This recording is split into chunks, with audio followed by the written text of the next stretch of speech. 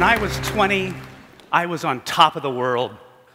I was an East Asian Studies major, and I had just won a prestigious fellowship from the Japanese government.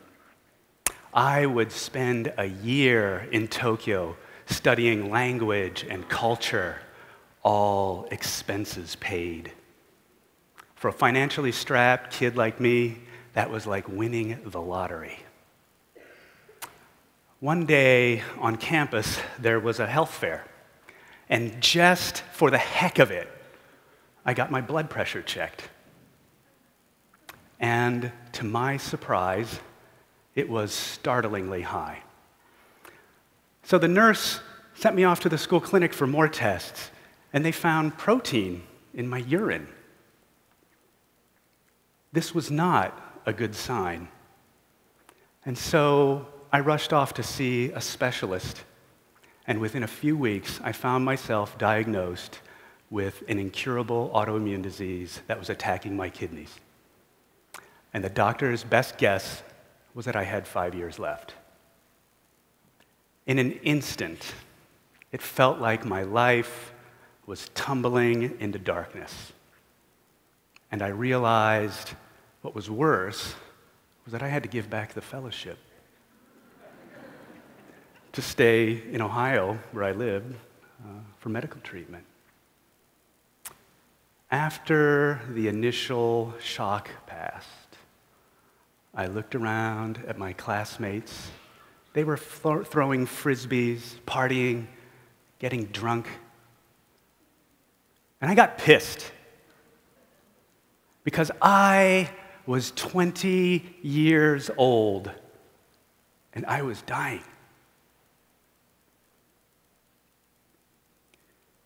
Intellectually, I knew that anger and resentment were not a way forward. But the bigger question was, how was I going to deal with it? And my mind kept coming back to a favorite documentary on the journey of the hero. And this is a kind of universal theme that revolves around a central character who is thrown out of his comfortable world by a call to undertake a perilous quest. And if that quest was successful, it results in growth, transformation, and renewed life. And I thought to myself, could kidney disease be that call? I began to realize that I could approach this illness as an inner spiritual challenge in addition to a medical one.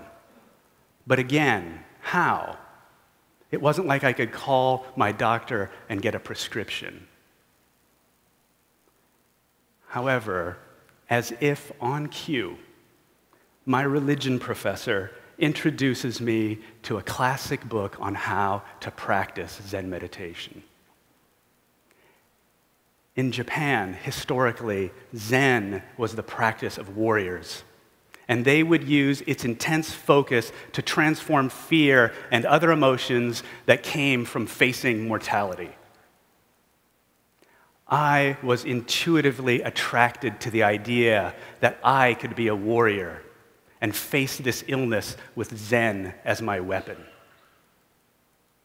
So, night after night, in my sweltering attic apartment, I would sit cross-legged with my eyes closed and do battle, Zen style, with the darkest parts of my life.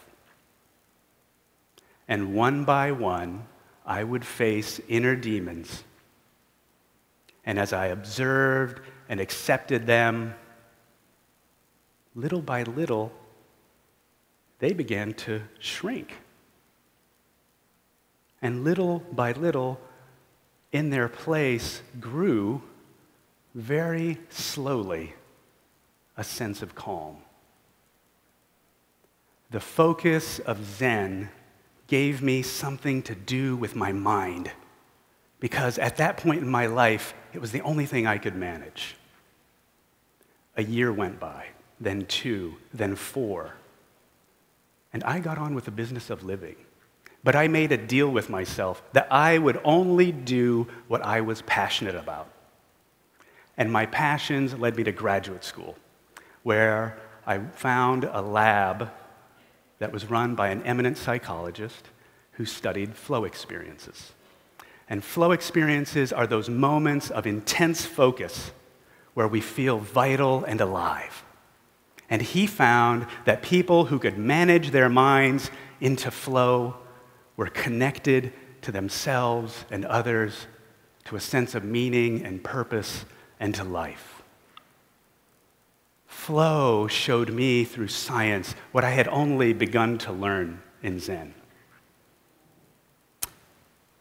We eventually moved the lab from a department of psychology to a school of management. And there, I had the opportunity to study successful professionals who were long-term practitioners of something called mindfulness. Mindfulness, like Zen, was a way of training the mind. And one thing that mindfulness does is return you from being stuck in the past or fixated on the future to what's going on right here, right now. These professionals had all kinds of backgrounds. They were Fortune 500 CEOs, world-famous architects, filmmakers, artists, musicians, writers. And I would ask them, so, what do you think your life would be like if you didn't have this practice? And they'd say, my life is so complex. I'm being pulled in so many directions at once that if I didn't have this to keep me centered, grounded, and sane, I think I'd be dead. And then it hit me. There was something missing from management. That management education had focused almost entirely on what happens outside you, and there was precious little, if anything, that spoke about leadership from the inside. And I sensed that was an opportunity. So with my school's blessing, I created a course that put executives through a series of grueling challenges. They would have to learn how to focus their mind in a world of distraction. They would have to rigorously observe their emotional reactions, and they'd have to face unflinchingly their own ego. This was not for the faint of heart. And to my surprise, people signed up. And one CEO drove 3 hours to take the class. My coworker warned me that he was a very difficult man. And my colleagues were intimidated by his hard glare and short fuse. And they smugly wished me, the youngest guy on the faculty at that time, good luck. I felt like I was being thrown to the lions. The CEO sat right up front. And for a while, he was quiet. But as time passed, he began to open up. And he confessed that he was completely overwhelmed by endless email and customers' demands for instant responses. Constant multitasking made his life frenetic, and pressures to increase the bottom line escalated his stress. But as he began to awaken, he admitted to me that perversely, he enjoyed playing the role of victim. Now, that might not sound like much, but for a CEO to admit that turned into a turning point for him. As time went by, he started to see how hardened and indifferent he had become to others, how his management style was to fly off the handle and lose control and get caught up in a swell of his own emotions. He wrote to me saying, I'm beginning to see my own obsession with me and my own pride, vanity, and greed. And what was surprising to him was that when he was open, unguarded, and vulnerable, he felt stronger and free. Maybe, he says, maybe I'm beginning to know what compassion means. And at the end of the class, his eyes smiled more. And I asked him, how had the class affected his personal life? And he says, you know, I realized that I haven't had a personal life in 35 years. But back then, my hair was a lot longer, and I was interested in consciousness and spirituality. But then we got married, and then we had kids, and then I realized I had to support this family. And I went to work, and I never stopped. And all of those longings quietly faded away. And with tears streaming down his face, my wife says to me the other day, I don't know what's happened to you, but you've turned back into the man I married. That moment for me was like being hit by lightning. And to see such a profound shift in this difficult man showed me the path that I had to take for my life. And so I quit a promising research career to do this work, which I felt like is what I needed to do.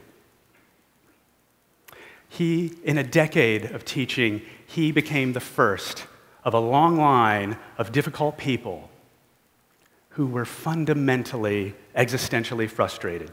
They had used all their talent, skill, and intelligence for external achievement, and they enjoyed it, but in the end, they found it unsatisfying. But they didn't know what to do, and that's why they were frustrated.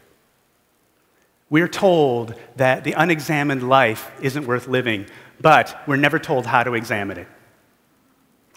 And I think the secret is cultivating mindful attention, because that creates self-awareness, and the self-awareness creates the opportunity for change, and that can lead to self-transformation. As a society, we don't pay enough attention to attention. We don't take care of it, preserve it, grow it. We need to take care of attention.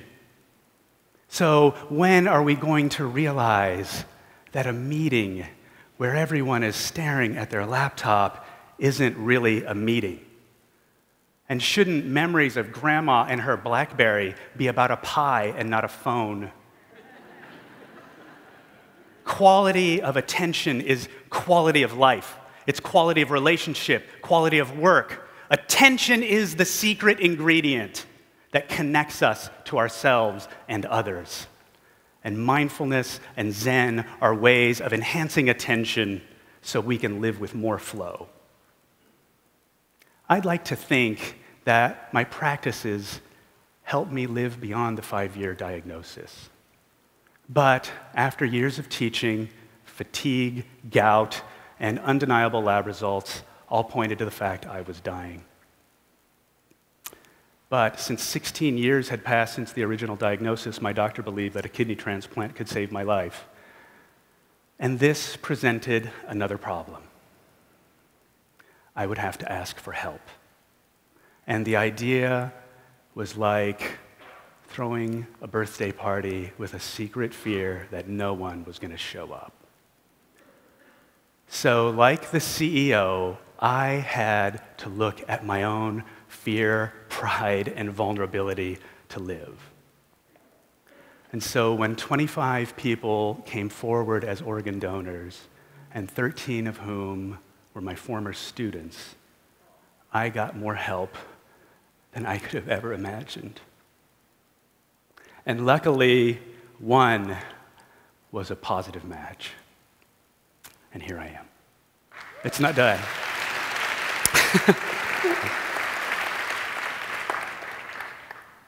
I used to think that pain was negative.